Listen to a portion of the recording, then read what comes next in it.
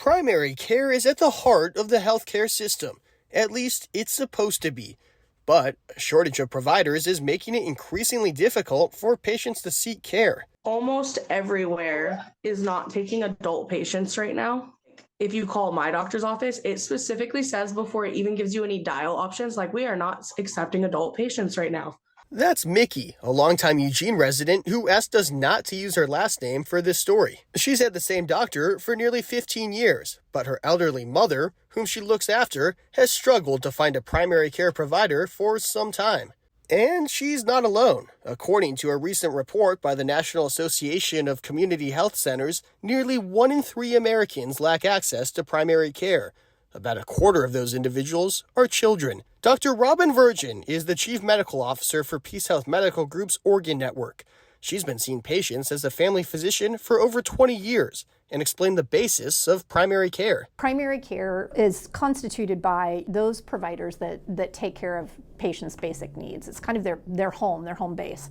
I think about like rashes, asthma, high blood pressure, diabetes, all of those types of things can be cared for by primary care clinicians. For patients, not having access to a primary care provider means no easy way to discuss day-to-day health and no routine wellness checks. Those wellness exams allow us to, screen them for things like, breast cancer and colorectal cancer.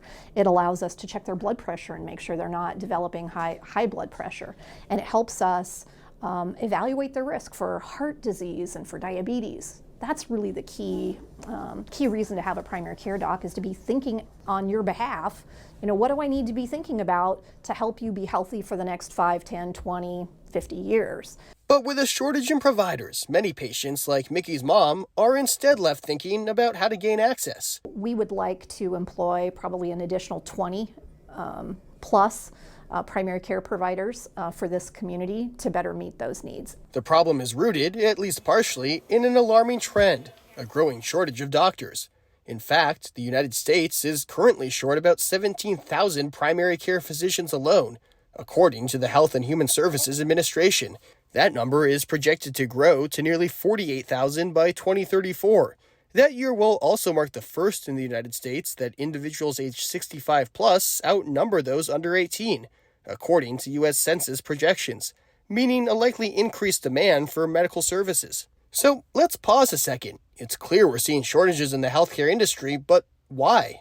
We do know that the stress of the pandemic has caused a number of physicians, also nurses, other health professionals, to decide that they're going to retire earlier than they might have retired in more quote-unquote old normal times.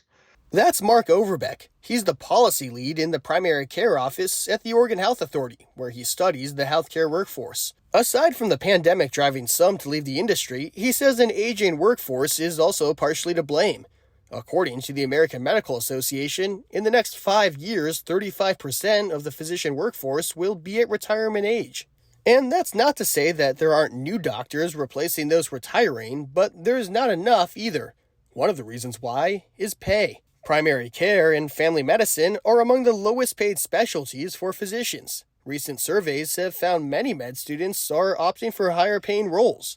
I know from many primary care providers that I've spoken with, for them it really is a calling. It's the right thing to do. They want to go into medicine, and they know that they could make maybe double a salary if they work for a well-funded hospital system, perhaps, in specialty care. But this is how they want to spend their professional life.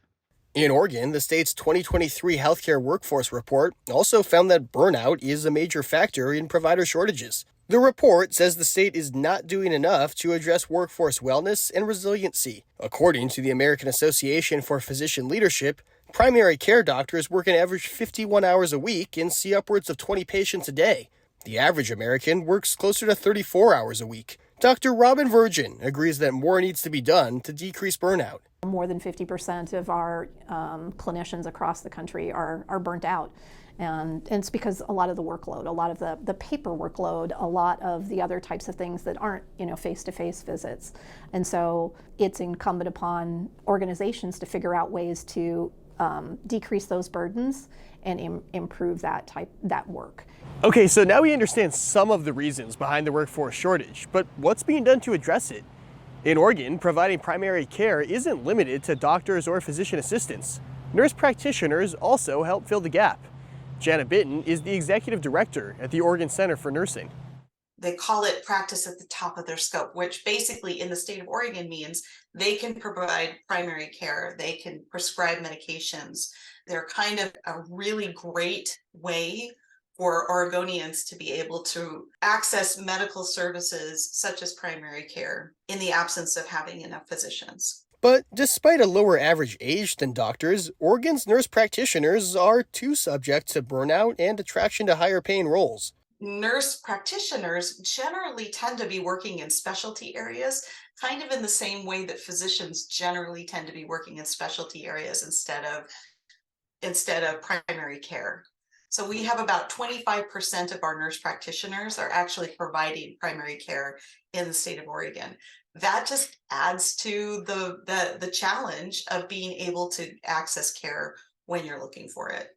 And when patients can't find the care they're looking for, they turn to other options. Every expert we spoke to said urgent care centers and emergency departments are receiving an increasing number of patients with non-emergent needs, leading to longer wait times for people actually experiencing emergencies. For the Eugene Springfield Fire Department, ambulance calls are at a record high too.